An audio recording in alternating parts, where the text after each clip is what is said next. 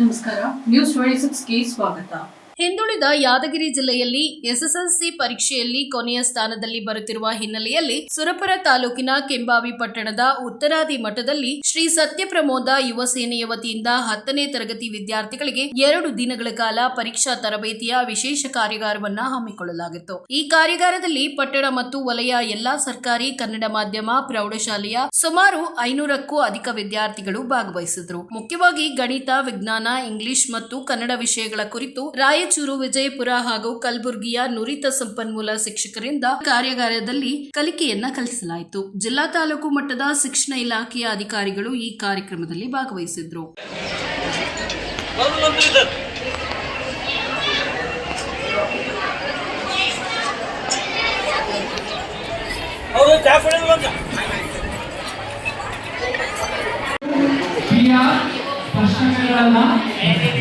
ಇದು ದತ್ತ ಸಾಧನೆ ಏನಿದೆ, ತೀರ್ಮಾನ ಏನು ತೀರ್ಮಾನಗೊಂಡಿದ್ದಾರೆ, ಸ್ಪರ್ಶಕಗಳು ಪರಸ್ಪರ ಸಮವಾಗಿರುತ್ತವೆ, ಹೌದಲ್ವಾ? ಸಮವಾಗಿರುತ್ತವೆ ಅನ್ನೋದು ತೀರ್ಮಾನ, ಇದೇ ಸಾಧನೆ ಏನಿದೆ.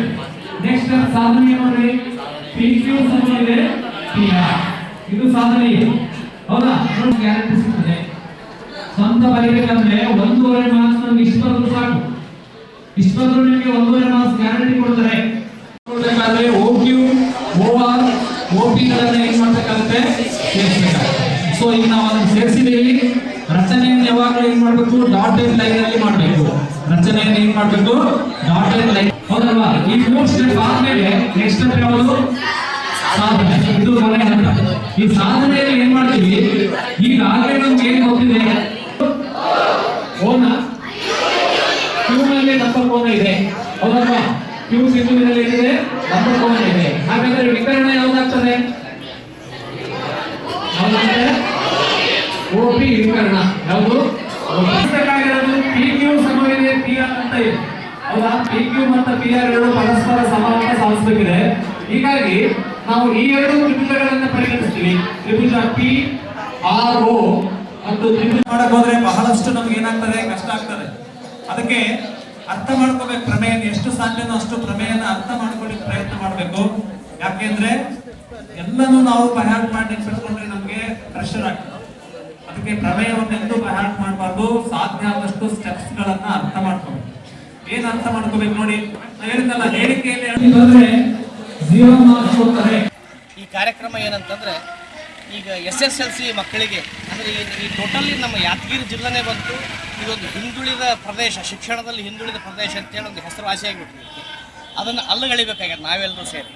ಹೀಗಾಗಿ ಒಂದು 2 ದಿನದ ಕಾರ್ಯಾಗಾರವನ್ನು SSLC ಮಕ್ಕಳಿಗೆ ವಿಶೇಷ ನುರಿತ ಉಪನ್ಯಾಸಕರಿಂದ ರಾಯಚೂರು, ಗುಲ್ಬರ್ಗ, ಯಾದಗಿರಿ, ಸುರಪೂರು, ಶಾಪೂರು ಹೀಗೆ ಅನೇಕ ಕಡೆಗಳಿಂದ ಸಂಪನ್ಮೂಲ ವ್ಯಕ್ತಿಗಳನ್ನು ಇಲ್ಲಿ ಕರೆಸಿ ಈ ವಿಶೇಷವಾಗಿ ಎಲ್ಲ ಈ ಕನ್ನಡ ಮಾಧ್ಯಮ ವಿದ್ಯಾರ್ಥಿಗಳಿಗೆ ಅನುಕೂಲ ಆಗುವ ನಿಟ್ಟಿನಲ್ಲಿ ಈ ನಮ್ಮ ಜಯಸತ್ಯ ಪ್ರಮೋದ ಯುವ ಸೇನೆ ಅಂತಕ್ಕಂಥ ಇವೆಲ್ಲ ಒಂದು ಯುವಕರ ಬಳಗ ಇದೊಂದು ದೊಡ್ಡ ಕಾರ್ಯವನ್ನು ಹಮ್ಮಿಕೊಂಡಿದ್ದಾರೆ.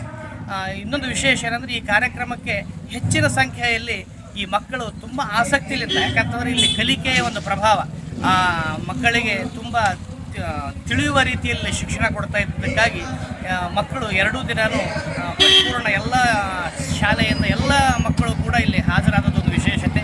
ಹೀಗಾಗಿ ಇದು ಕೇವಲ ಇಲ್ಲಿ ಅಲ್ಲದೆ ಈ ಯಾದಗಿರಿ ಜಿಲ್ಲೆಯಾದ್ಯಂತ ಈ ರೀತಿ ಒಂದು ಕಾರ್ಯಾಗಾರವನ್ನು ನಡೆಸ್ತಾ ಇದ್ದರೆ ಮಕ್ಕಳಿಗೂ ಕೂಡ ಒಂದು ಅನುಕೂಲ ಆಗ್ತದೆ ಅಂತಕ್ಕಂಥ ಮಾತು. 15 ಶಾಲೆಗಳು ಈ ಕಾರ್ಯಕ್ರಮದಲ್ಲಿ ಭಾಗವಹಿಸ್ತಾ ಇದ್ದಾವೆ. ಇದಲ್ಲದೆ ಹುಣಸಗಿ ವಲಯದ ಮಕ್ಕಳು ಕೂಡ ಈ ಕಾರ್ಯಕ್ರಮದಲ್ಲಿ ಆಗಮಿಸಿದ್ದಾರೆ. ನುರಿತ ಉಪನ್ಯಾಸಕರನ್ನು ರಾಯಚೂರು ಮತ್ತು ವಿಜಯಪುರ ಮತ್ತು ಬೀದರ್ದಿಂದ ಕೂಡ ಈ ಉಪನ್ಯಾಸಕರು ಇದಕ್ಕೆ ಬಂದಿದ್ದಾರೆ. ಇದರ ಲಾಭವನ್ನು ಮಕ್ಕಳು ಪಡೆದಿದ್ದಾರೆ ಅಂತ. ಯಾಕಂದ್ರೆ ಶಿಕ್ಷಣ ಸಿಗಬೇಕಾಗಿದ್ದ ಪಾಲಕರು, ಪೋಷಕರು ಅತಿ ಅವಶ್ಯ. ಪಾಲಕರ, ಪೋಷಕರ ಸಹಕಾರವಿದ್ದರೆ ನಮ್ಮ ಶಿಕ್ಷಣ ಮಟ್ಟ ಸುಧಾರಣೆ ಆಗುತ್ತದೆ ಎಂಬ ಧ್ಯೇಯೋದ್ದೇಶದಿಂದ ನಾವು ಈ ಕಾರ್ಯಾಗಾರವನ್ನು ಏರ್ಪಾಡು ಮಾಡಿದ್ದೇವೆ. ಈ ಕಾರ್ಯಾಗಾರದ ಲಾಭವನ್ನು ಈಗಾಗಲೇ ಆಯುಕ್ತರು ಕೂಡ ಈ ಬಗ್ಗೆ ಫೋನ್ ಮಾಡಿ ಹೇಳಿದ್ದಾರೆ. ಕಮಿಷನರ್, ಶಿಕ್ಷಣ ಇಲಾಖೆ ಕಮಿಷನರ್ ಕೂಡ ಒಳ್ಳೆಯ ಕಾರ್ಯವನ್ನು ತಾವು ಕೈಗೊಂಡಿದ್ದೀರಿ ಅಂತೇಳಿ ಭಾಳ ಮೆಚ್ಚುಗೆ ವ್ಯಕ್ತಪಡಿಸಿದ್ದಾರೆ. ಈ ಕಾರ್ಯಾಗಾರ ಯಶಸ್ವಿ ಆದರೆ ಪ್ರತಿ ವರ್ಷ ಕೂಡ ನಮ್ಮ ಮಠದಿಂದ ಪ್ರತಿ ಶಾಲೆಯಲ್ಲಿ ಕೂಡ ನಡೆಸಬೇಕನ್ನೋ ಒಂದು ಮಹದ್ ಉದ್ದೇಶ ನಮ್ಮ ಕಾರ್ಯಾಗಾರದ ಉದ್ದೇಶವಾಗಿದೆ. 5 ಶಾಲೆಯ ಮಕ್ಕಳು ಬಂದಿದ್ದಾರೆ. ಕೆಂಬಾವಿ ವಲಯದ 15, ಹುಣಸಗಿ ವಲಯದ 2 ಶಾಲೆ ಮಕ್ಕಳು ಬಂದಿದ್ದಾರೆ. 20 ವಿದ್ಯಾರ್ಥಿಗಳು ಭಾಗವಹಿಸಿದ್ದಾರೆ.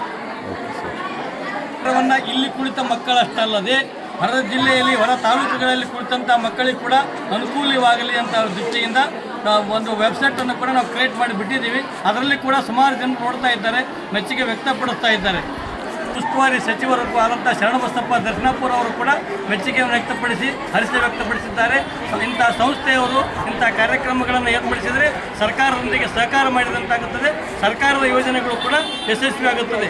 ಎರಡೂ ಕೈಗಳನ್ನು ಕೂಡಿದರೆ ಕೂಡ ನಮ್ಮ ಕಾರ್ಯಕ್ರಮಗಳು ಯಶಸ್ವಿಯಾಗುತ್ತೆ ಎಂಬ ಧ್ಯೇಯ ವಾಕ್ಯದಡಿಯಲ್ಲಿ ಈ ಸತ್ಯಪ್ರಮೋದ ಯುವ ಸೇನೆಯವರು ಇಂಥ ಒಂದು ಕಾರ್ಯಕ್ರಮವನ್ನು ಕೆಂಬಾವಿ ಪಟ್ಟಣದಲ್ಲಿ ನನ್ನ ಮತ ಕ್ಷೇತ್ರದಲ್ಲಿ ಹಮ್ಮಿಕೊಂಡಿರುವುದು ಶ್ಲಾಘನೀಯ ಎಂದು ತಮ್ಮ ಸಂದೇಶದಲ್ಲಿ ತಿಳಿಸಿದ್ದಾರೆ. ಇದಾಗಿತ್ತು ಇವತ್ತಿನ ಅಪ್ಡೇಟ್ಸ್. ಇನ್ನಷ್ಟು ಸುದ್ದಿಗಾಗಿ ನೋಡ್ತಾ ಇರಿ ನ್ಯೂಸ್ 26 ಕನ್ನಡ. ನಾವು ನಿಮ್ಮೊಂದಿಗೆ.